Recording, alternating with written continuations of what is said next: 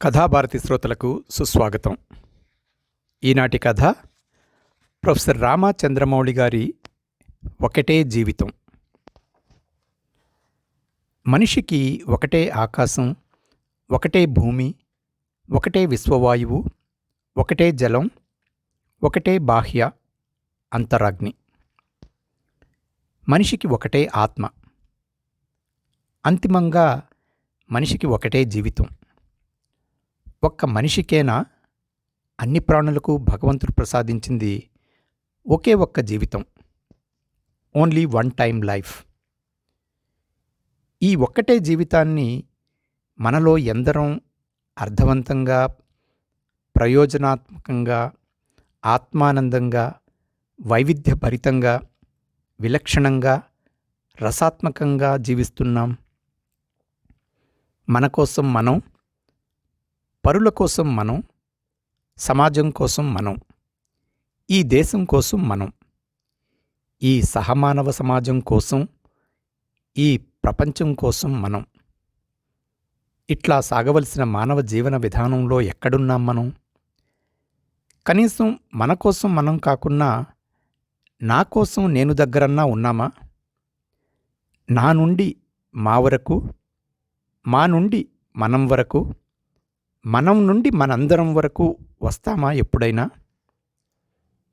Go high, ఎత్తుకు, ఇంకా ఎత్తుకు, ఇంకా ఇంకా ఎత్తుకు ఎదుగు, ఇంకా ఇంకా ఉన్నతంగా, మహోన్నతంగా, ఎవరు నేను అని తెలుసుకునేదాకా, ఎవరు నేను నుండి ఎవరు నువ్వు అని తెలుసుకునేదాకా కూడా. అసలు ఈ సృష్టి ఏమిటి? ఈ సకల చరాచర వ్యవస్థలేమిటి? జీవనిర్జీవులేమిటి? సృష్టిలోని ప్రతి జీవిలోనూ కొట్టొచ్చినట్టు కనబడే వైవిధ్యతలేమిటి? చాలా స్పష్టంగా కనబడే చిత్ర విచిత్ర ప్రవర్తనలు, సమర్థతలు, నైపుణ్యాలు, సూక్ష్మ స్థూల రూప స్వభావ భిన్నతలేమిటి? వాటి పరిమార్థాలేమిటి? అన్ని ప్రశ్నలు, అన్ని సందేహాలు, అన్ని అన్వేషణాకాంక్షలు. ఏదో తెలియని చీకట్లో ఇన్నాళ్ళు ఉండి వెలుగును కనుక్కోవడం కోసం ఉత్సుకిస్తున్నట్టు లోపల ఏదో నిశ్శబ్దాగ్ని. 21వ రోజు గ్రుడ్డులో నుండి బయటికి రావడానికి భీభత్సిస్తున్న శిశుపక్షిలా ఏదో తెలియని ఒక విముక్త కాంక్ష. చెప్పు నాన్న, ఇప్పుడేం చేద్దామనుకుంటున్నావు నువ్వు అని నాన్న ప్రశ్న ఆ రోజు రాత్రి. ఇంటర్ స్టేట్ ఫస్ట్ తను, హనుమ తన పేరు. నీ పేరు ప్రత్యేకంగా ఉందిరా అనేవాళ్ళు తన క్లాస్మేట్స్. అవును, ప్రత్యేకమే. మన ఆలోచనలు, మన లక్ష్యాలు, మన గమ్యాలు, మన అభిరుచులు, మన జీవితమే ప్రత్యేకంగా ఉండాలి నాన్న అనేవాడు నాన్న చిన్నప్పటి నుండి. ప్రత్యేకత, విలక్షణత, వైవిధ్యత. నాన్న డిఆర్డిఎల్ చాంద్రాయణగుట్ట, హైదరాబాదులో space equipment scientist. Cryogenic engine రూపకల్పనలో కీలక పాత్ర ఇస్రో కొలాబరేషన్తో. ఏం చేద్దామనుకుంటున్నావు అని మళ్ళీ ప్రశ్న ప్రేమగా. నానా, మొదట డిగ్రీ ఇన్ ఎకాలజీ చేస్తా, Indian institute of ecology and environment, న్యూఢిల్లీలో.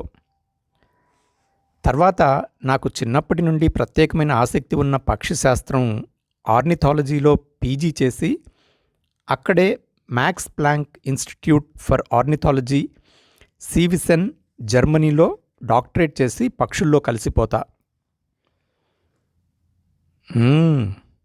అని కళ్ళలోకి చూశాడు నాన్న ప్రశాంతంగా. ఆయన ఒక విశ్వమానవుడు. పక్షుల్లో కలిసిపోతావా అని నాన్న మంద్రంగా తనలో తాను గొణుక్కోవటం వినిపించింది హనుమకు. ఈ ఎకాలజీ అనే రంగంలో ఎందరో భారతీయులు ఇప్పటికే ఎంతో కృషి చేశారు. ఇప్పుడు మన సగటు సమాజంలో యువత జీవితం అనే పదం అర్థాన్నే పూర్తిగా మార్చేశారు. మేధావి విద్యార్థులైతే ఏ ఐఐటిలోనో సీట్ సంపాదించి డిగ్రీ, పీజీ చేసి అమెరికాకు వలస. కేవలం డబ్బు కోసం, సుఖాల కోసం. అక్కడ భార్యాపిల్లలను ఏ బెంచ్ కారులోనో తిప్పుతూ. బస్ అంతే, జీవితం అయిపోయింది. పెద్ద ఇల్లు, బ్యాంక్ బ్యాలెన్స్లు. ఇక్కడి ఈ మనను కన్న దేశం, మన పేద మానవ సమాజం విలక్షణమైన కెరీర్తో చేయవలసిన సేవ. నాకొద్దు ఆ జీవితం. I want some unique life. స్వేచ్ఛ కావాలి. ఒక చిన్న పక్షిలా నాకు నచ్చిన జీవితాన్ని జీవించగలిగే నా జీవితం.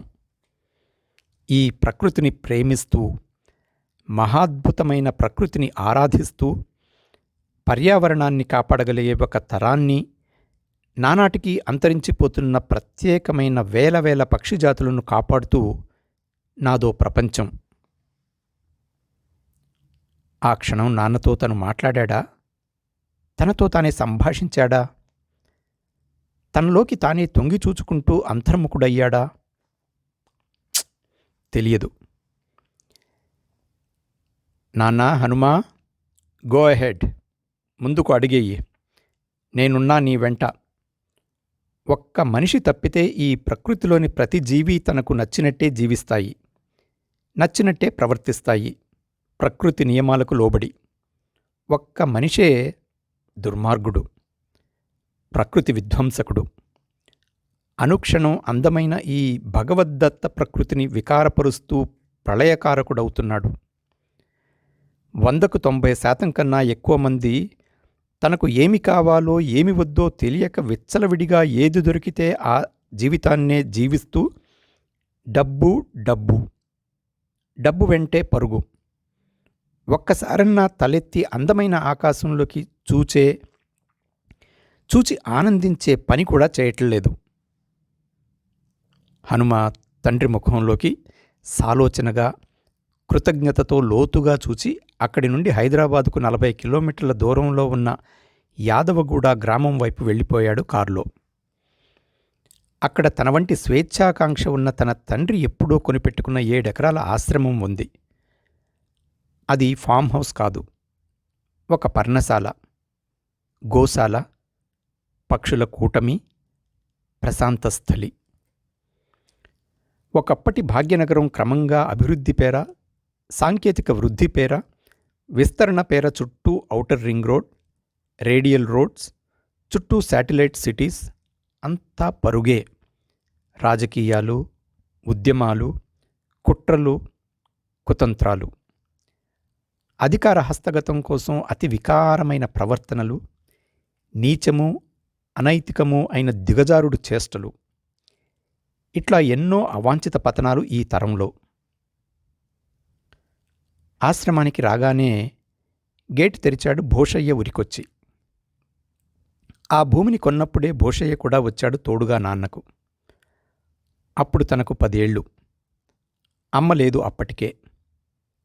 అమ్మ అప్పటికే తనకు ఎంతో తెలిసిన పక్షిలా ఒక ప్రజ్వలిత జ్ఞాపకమై మిగిలిపోయింది హృదయంలో. ఆల్బట్రాస్ అనే పక్షి ఒక అపురూపమైన సముద్ర విహంగం. ఎన్ని ప్రత్యేకతలో దానికి. ఆ పక్షిని సముద్ర నావికులందరూ బర్డ్ ఆఫ్ లక్గా భావిస్తారు. ఆ పక్షి గురించి సవివరంగా తెలుసుకుంటున్నప్పుడే అమ్మ పోయి ఆ పక్షి రూపంలో స్థిరపడిపోయింది మనసు నిండా.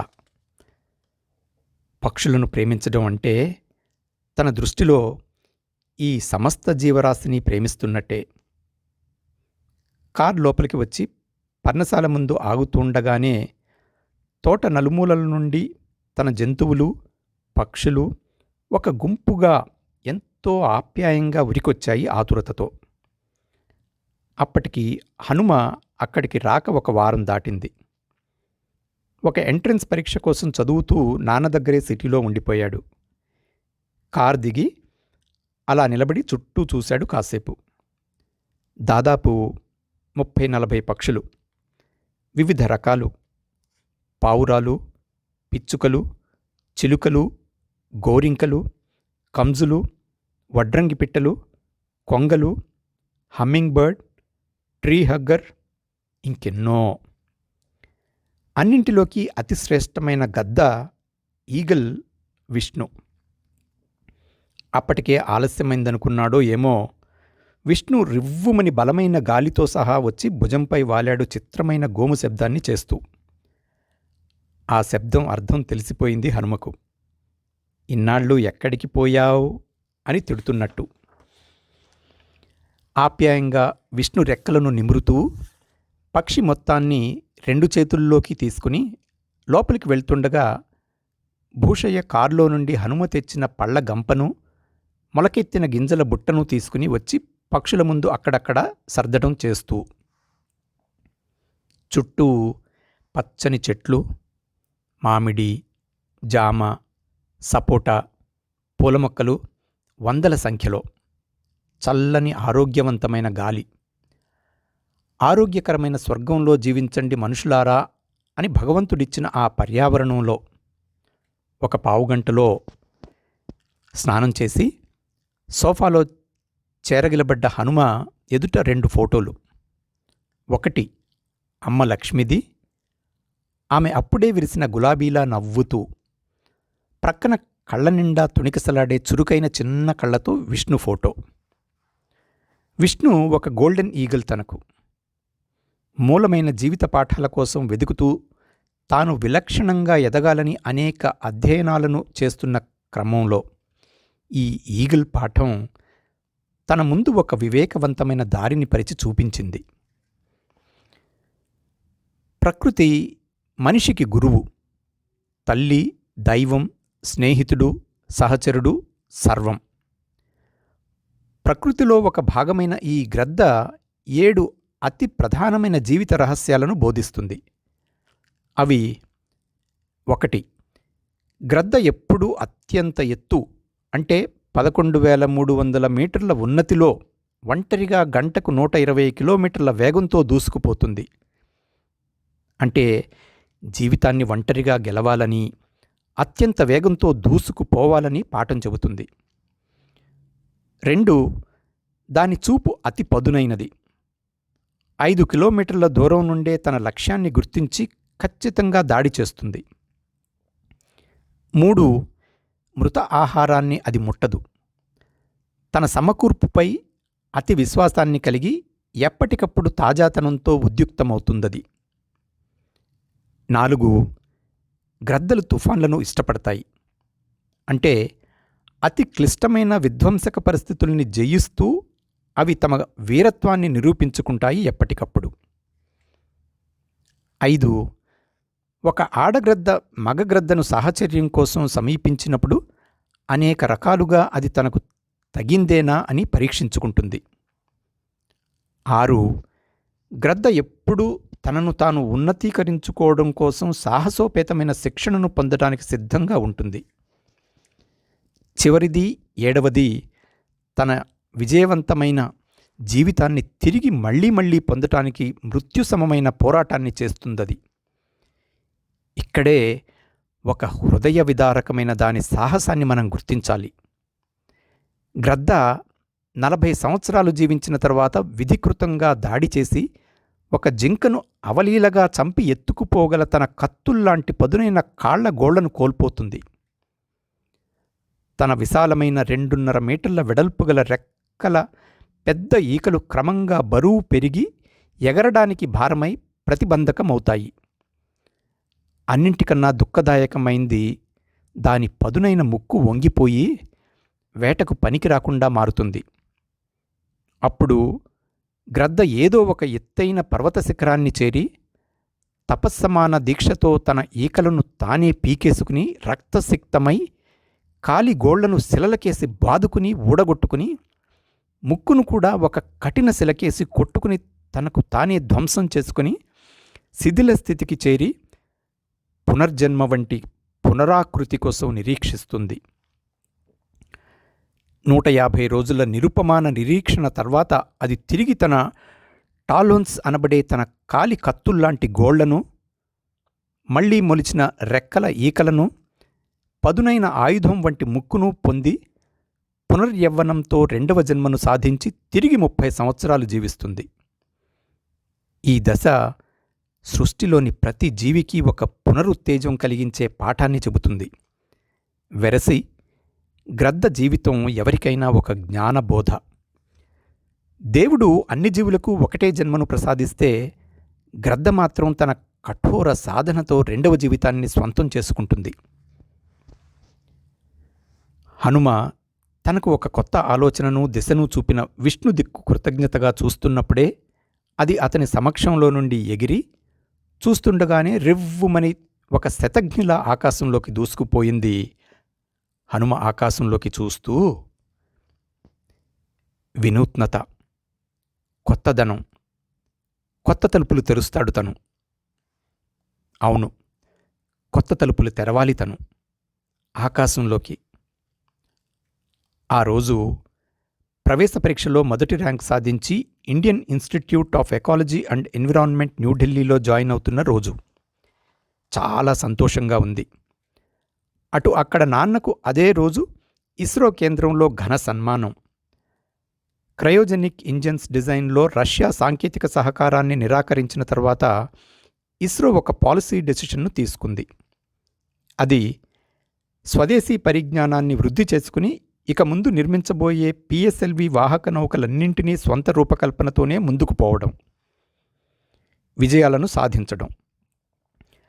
ఆ దిశలో సాగిన పరిశోధనల్లో నాన్న డాక్టర్ రమణారావు అద్భుతమైన ప్రతిభను కనబరిచి క్రయోజెనిక్ ఇంజన్స్ను లిక్విడ్ అండ్ సాలిడ్ ప్రొపల్లెంట్ ఇంధనాలను రూపొందించడం జరిగి ఆ రోజు ఇస్రోను సందర్శిస్తున్న భారత ప్రధానమంత్రి చేత ఘన సన్మానం ఉంది శ్రీహరికోటలో. తను నాన్న ఇద్దరు వ్యక్తులు, ఎవరి మార్గంలో వాళ్ళు విజేతలుగా అడుగులు వేస్తున్న వేళ. ఎకాలజీ, జీవావరణ శాస్త్రం, కొత్త దిశ, కొత్త చూపు, కొత్త అధ్యయనం. ఎకాలజీ అంటే బయాలజీలో ఒక భాగమైన ఆర్గానిజమ్స్, అంటే సజీవ దేహానికి సంబంధించిన బయోఫిజికల్ జీవ నిర్జీవ వ్యవస్థలోని బయోటిక్ మరియు అబయోటిక్ అంతఃసంబంధ చర్య ప్రతిచర్యలను అధ్యయనం చేసే శాఖ. మొక్కలు, జంతువులు, బ్యాక్టీరియా, అదో లోతైన లోకం విద్యార్థికి. తను కోరి ఒక పద్మవ్యూహంలోకి ప్రవేశిస్తున్నాడా అని ప్రశ్న హనుమ మనసు నిండా. ఎవరో ఒకరు అడుగు ముందుకు వేసి ఛేదించాలి రహస్యాలను.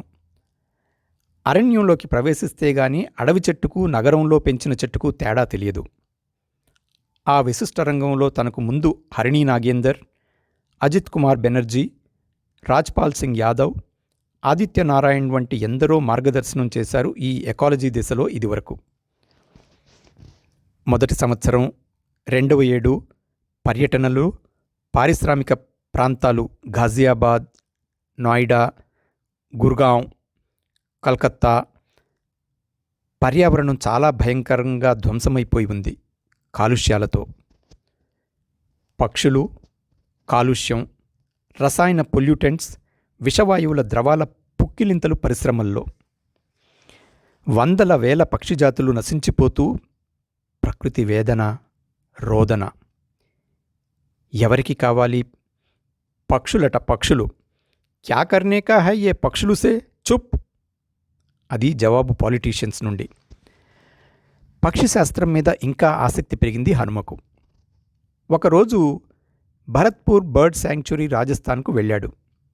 దాన్ని bird man of India Padma Bhushan Salim Ali స్థాపించాడు.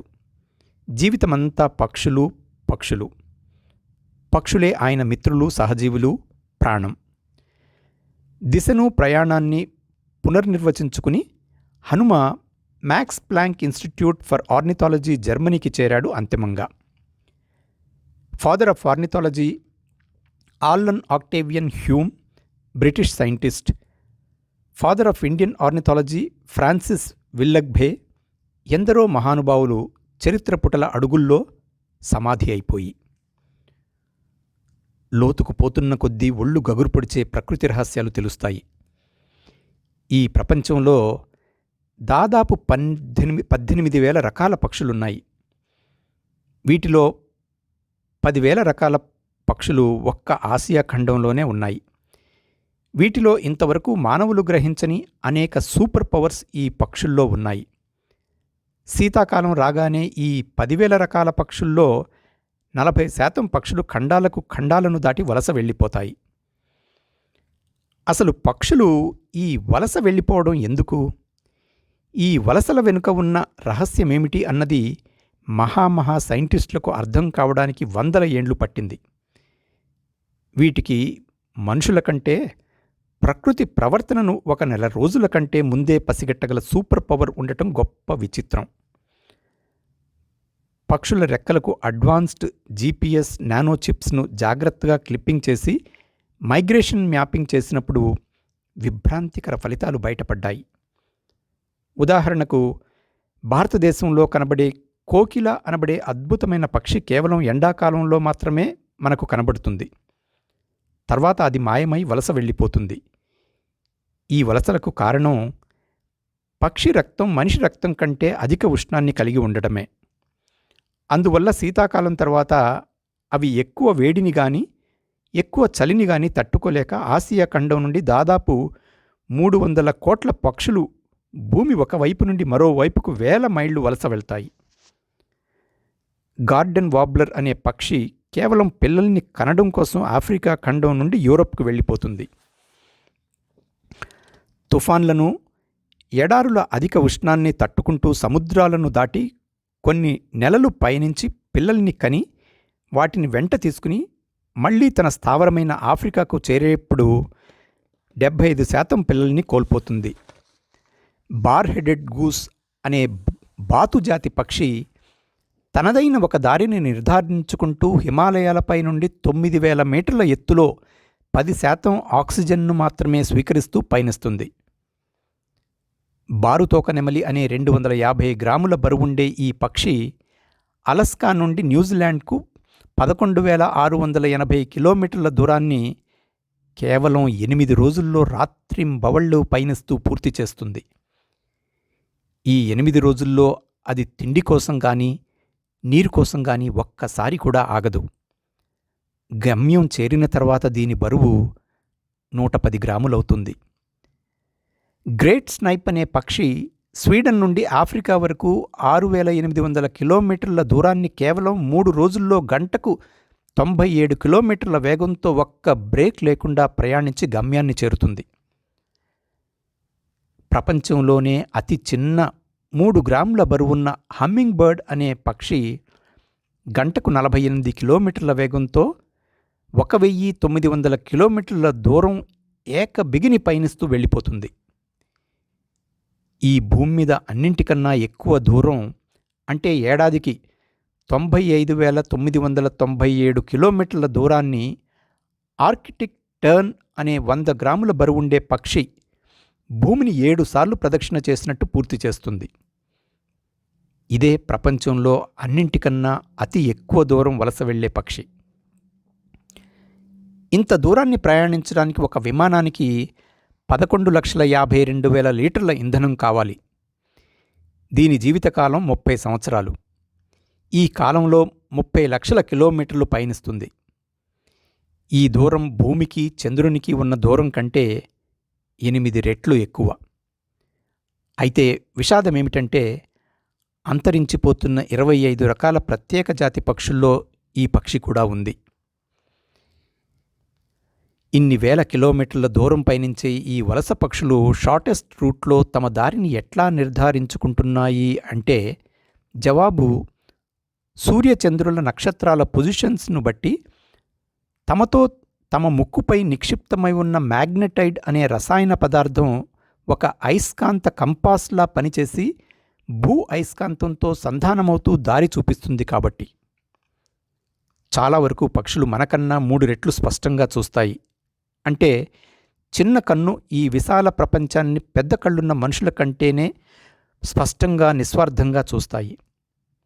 అవి 10 రకాల శబ్దాలను ఒక సమూహంగా ఉన్న మనలా తికమక పడకుండా ఏ శబ్దానికి ఆ శబ్దాన్ని విడివిడిగా వింటాయి. సృష్టిలోని పక్షి ఏదైనా చెప్పే మహాసత్యం ఏమిటంటే సాగడమే జీవితం, ఆగడమే మరణం అని. ఎప్పుడూ గమ్యాన్ని చేరేదాకా ప్రయాణాన్ని మధ్యలో ఆపవద్దని. జస్ట్ గో, అంతే. ఆల్బెట్రాస్ అనే పక్షి ఇంకా చిత్రమైంది. ఇది పుట్టిన 10 నెలల తరువాత ఎగరడం ప్రారంభిస్తుంది. ఇక అప్పటి నుండి సముద్రాలపై 6 సంవత్సరాల వరకు విరామ మెరుగకుండా పయనిస్తూనే ఉంటుంది. ఒక్కసారి కూడా భూమి మీదకు రాదు. సముద్ర జలాలనే తాగుతూ, సముద్ర చేపలను తింటూ, రోజుకు 45 నిమిషాల సేపే పయనిస్తూనే నిద్రపోతూ జీవిస్తుంది గాలిలో. దీని మెదడులో 2 భాగాలుంటాయి. ఒక భాగం 45 నిమిషాలు నిద్రపోతుంటే మిగిలిన భాగం దాని కదలికలను నియంత్రిస్తుంది. దీని మరో విశేషమేమిటంటే ఇది 6 గంటల సేపు తన రెక్కలను కదల్చకుండా గాలిలో ఉండగలుగుతుంది. ఇలా ఈ పక్షుల ఆశ్చర్యకర ప్రపంచంలో ఎన్నేళ్లున్నా తనివి తీరని ఏదో ఒక దాహం, జ్ఞానదాహం. హనుమ ఒక మాయా ప్రపంచంలో నుండి అప్పుడే మేల్కొన్నట్టు కళ్ళు తెరిచి చుట్టూ చూస్తే తను వేగంగా దూసుకుపోతున్న విమానంలో అంటార్కిటికా వెళ్తున్నాడతను. భూదక్షిణ ధ్రువం దగ్గర నివసించే పెంగ్విన్ అనబడే పక్షిజాతికే చెందిన రెక్కలుండి ఎగురలేని జలజంతువు దగ్గరికి తన పోస్ట్ డాక్టరల్ అధ్యయనంలో భాగంగా యూనివర్సిటీ ఆఫ్ కనెక్టికట్లో 3 ఏళ్లు పోస్ట్ డాక్టరల్ ఫెలోషిప్ పూర్తి చేసుకుని వస్తున్నాడు హనుమ ఇండియాకు. అతని జీవిత లక్ష్యాలన్నీ పూర్తయి అతి సంతృప్తితో దాదాపు 10 ఏళ్ల ప్రపంచ పర్యటనలన్నీ ముగించుకుని ఎకాలజీ, ఆర్నిథాలజీ వంటి ప్రత్యేక రంగాల్లో ఎంతో విస్తృతమైన అధ్యయనాలు చేసి ఎన్నో అంతర్జాతీయ సదస్సుల్లో ఎన్నో పేపర్లు సమర్పించి ఎన్నో గ్రంథాలు రాసి ఒక గౌరవనీయ ఆదరణను సంపాదించుకోవటం అతనికి ఒక పులకింతగానే ఉంది. అయితే నాన్న లేడు ఈ విజయోత్సాహాన్ని పంచుకునేందుకు. క్రయోజెనిక్ ఇంజన్స్పై ఎన్నో డిజైన్స్ చేసి ప్రశంసలు పొందిన నాన్న గతించిపోయాడు 2 ఏళ్ల క్రితం. సృష్టిలో అన్నింటికన్నా బలీయమైంది కాలం. సకల చరాచర జీవులను, సృష్టిని శాసించి నియంత్రించేది కాలమే. కాలం భగవంతునికి ప్రతిరూపం. A dimension which has no dimension. ఇంకో 10 నిమిషాల్లో హైదరాబాద్ రాజీవ్ గాంధీ ఇంటర్నేషనల్ విమానాశ్రయం. చాలా కాలం తర్వాత, దాదాపు 2 ఏళ్లు నాన్న అంత్యక్రియలకు వచ్చి వెళ్ళినప్పుడు. కానీ ఇప్పుడతను ఒంటరిగా రావడం లేదు. ప్రక్కన జర్మనీకి చెందిన డాక్టర్ అమలీ ఎమ్మీ ఉంది. ఆమె కూడా ఆర్నిథాలజీలో డాక్టరేట్ చేసింది. 2016లో హనుమ ఒక పత్రికా ప్రకటన ఇచ్చాడు. అన్ని భారతదేశ తెలుగు, ఇంగ్లీష్, హిందీ భాషల దినపత్రికల్లో వరుసగా 3 ఆదివారాలు వధువు కావలను అన్న హెడ్డింగ్తో జీవితంలో ఏదో ఒక వైవిధ్యమైన వృత్తిలో స్థిరపడాలని పక్షిశాస్త్రం, ఆర్నిథాలజీలో డాక్టరేట్ చేసి ఒక ఉన్నత విద్యావంతుల కుటుంబానికి చెందిన 28 ఏళ్ల యువకునికి అభ్యుదయ భావాలు, పర్యావరణ శాస్త్ర దిశలో ఆసక్తి గల దాదాపు 25 ఏళ్ల వయసు గల యువతి కావలను. కులము, మతము, ప్రాంతం వంటి వాటితో నిమిత్తం లేదు. ఆసక్తి గలవారు ఈ పత్రిక వివాహ వేదికను సంప్రదించండి అని. కానీ ఆశ్చర్యం, 3 వారాల ప్రకటనలకు ఒక్క ప్రతిస్పందన కూడా రాలేదు. తర్వాత ఆన్లైన్ బాపతు 2-3 షాదీ.comలకు కూడా అదే ప్రకటనను ఫోటోతో సహా పెట్టాడు. ఫీడ్బ్యాక్ ఏమిటంటే, ఈ పక్షి శాస్త్రం ఏమిటి సార్ అని. పక్షుల మీద డిగ్రీ చేస్తే అది కూడు పెడుతుందా, ఉద్యోగాన్ని, సుఖాన్ని ఇస్తుందా మా అమ్మాయికి అని కూడా. దిమ్మ తిరిగింది తనకు ఆ ప్రతిస్పందన విని. అవునా అని ఆశ్చర్యం. ఇక భారతదేశంలో అమ్మాయిలను వెతకటం మానేశాడు హనుమ. ఒకరోజు అలస్కాలో పరిచయమైంది ఈ ఎమ్మీ లైబ్రరీలో. ఆమెది Switzerland origin. Are you an Indian అంది ముఖం నిండా ఉప్పొంగుతున్న నవ్వుతో. ఎస్ అంటే ఐ లవ్ ఇండియా అంది పొంగిపోతూ. థ్యాంక్ యూ అని జవాబిస్తే ఐ ఆల్సో లవ్ యూ అంది సిగ్గుతో తల వంచుకుని. వై అన్నాడు Hanuma. I have been observing you since few months. అట్లా మొదలైంది ప్రేమ. కొద్ది నెలల్లో ఆమె స్వచ్ఛమైన మంచు వంటిదని అర్థమైంది హనుమకు. అంతే, ఒక ప్రీ వెడ్డింగ్ ఇంటర్వ్యూ ఏర్పాటు చేసింది ప్రభుత్వం. తర్వాత పెళ్ళి. నాన్న ఉన్నాడప్పుడు. జర్మనీకి వచ్చాడు. ఎంత సంతోషపడ్డాడో ఎమ్మిని చూచి. ఇప్పుడు మొట్టమొదటిసారిగా ఇండియాకు వస్తోందామె. ప్రక్కనున్న ఎమ్మి వైపు చూశాడు. చిన్న పిల్లలా అమాయకంగా నిద్రపోతోంది. ఈ 2 ఏళ్లలో తెలుగు చదవటం, మాట్లాడడం నేర్చుకుంది శ్రద్ధతో. భారతదేశం అంటే ఆమెకు అతి ఇష్టం. దేవతలు పుట్టిన పుణ్యభూమి అంటుంది వచ్చిన కొద్దిపాటి స్వచ్ఛమైన తెలుగులో. ల్యాండింగ్ అనౌన్స్మెంట్ అవుతుండగా కళ్ళు తెరిచింది ఎమ్మి. అప్పుడే విమానం టైర్లు నేలను తాకుతూ ఒక్క కుదుపుతో పరుగును ప్రారంభించింది. విమానం దిగి చెక్అవుట్ అయి బయటికి వస్తుండగా మొబైల్ మ్రోగింది. భూషయ్య కొడుకు రాము. భూషయ్య మరణిస్తూ తనను కోరి కోరి రామును తన చేతుల్లో పెట్టాడు. ఇంటర్ చదివాడు వాడు. ఈ పక్షులంటే నాకు చాలా ఇష్టం సార్ అన్నాడు చాలాసార్లు. సరే ఉండిపోరాము అన్నాడు హనుమ. ఉండిపోయాడంతే. మన ఈ పర్ణశాలకు అమ్మ పక్షి శిబిరం అని పేరు పెడదాం సార్ అన్నాడు ఒకరోజు రాము గోడమీది అమ్మ ఫోటోను చూపిస్తూ. వాని కల్మషం లేని కళ్ళల్లోకి చూచి సరే అన్నాడు తను. అంతే, మర్నాడే బయట ఒక పెద్ద బోర్డ్, లోపల చిన్న హోర్డింగ్ రాయించి పెట్టాడు. రాము వచ్చిన తర్వాత పర్ణశాల అంతా అద్దమే. సార్, ఇక్కడ అరైవల్స్ దగ్గర ఉన్నా సార్. రాము గొంతు. చూడగానే ఉరికొచ్చి లగేజ్ అందుకుని బయట ఇన్నోవా క్రిస్టా తమదే కదిలింది 5 నిమిషాల్లో. ఎమ్మీకి ఎంతో ఆనందంగా ఉంది. తను కలలు కన్న భారతదేశపు గాలిని పీలుస్తున్నందుకు.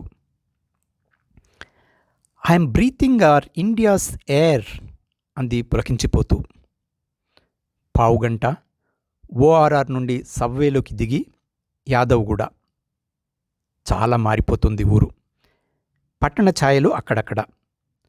రాము దిగి పెద్ద ఇనుప గేటు తెరిచి లోపలికి ప్రవేశించగానే హనుమలో కూడా భాష కందని ఒక పారవస్యం కలుగుతూ ఎక్కడి నుండి పసిగట్టాయో టపటపమని రెక్కలను ఆడిస్తూ పక్షులు శిబిరంలో నుండి చెట్లు పులకించిపోతుండగా 10లు 100లవుతూ 100లు వేలవుతాయా అన్నీ పక్షులే. చిన్నవి, పెద్దవి, రకరకాలవి, చిరు శబ్దాలు, ఆనందరావాలు. మనుషులకు పక్షులకు అనుసంధానమైన లిపిలేని ఒక హృదయ భాష ఉంటుందా? ఏదో ప్రేమతో నిండిన పరిమళం గాలి నిండా ఆవరించింది.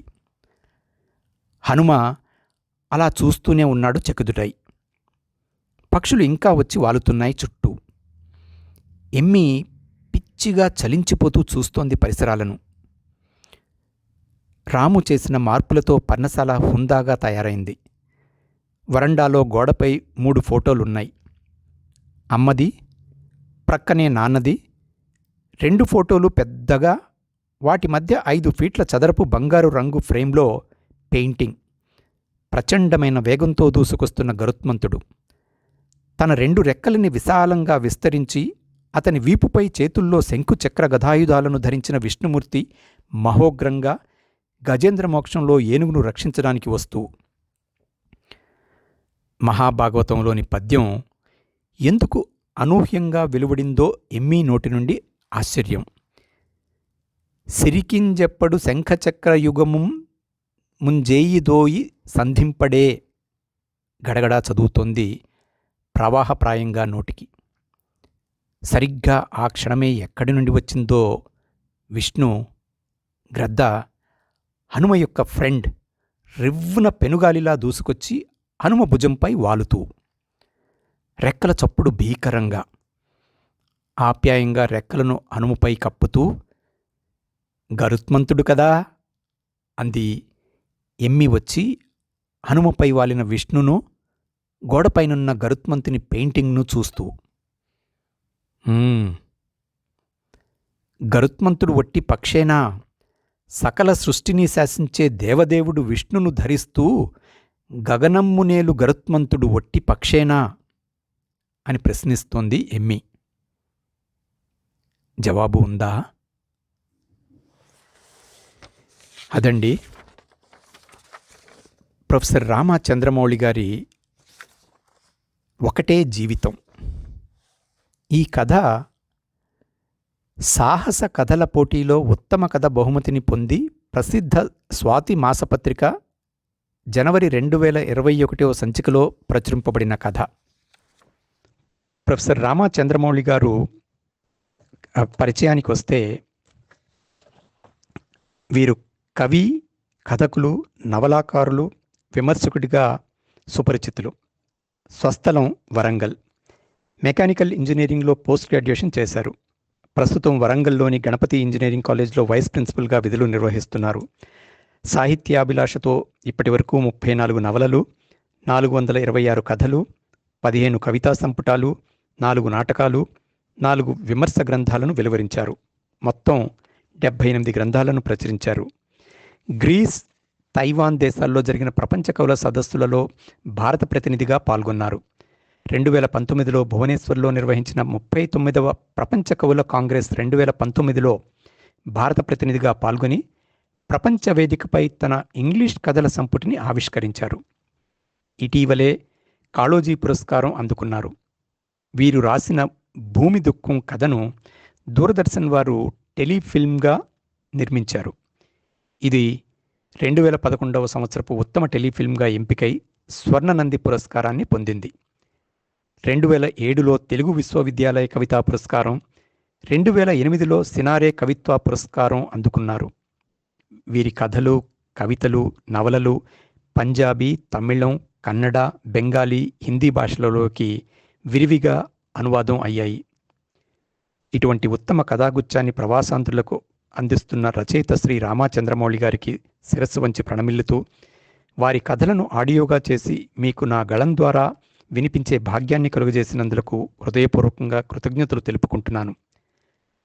కథాభారతి శ్రోతల తరపున వారికి విశేష అభినందనలు. దీనితో ఈనాటి కథ సమాప్తం. మళ్ళీ వచ్చే కథలో కలుద్దాం. అంతవరకు సెలవు. సర్వేజనే సుఖినో భవంతు.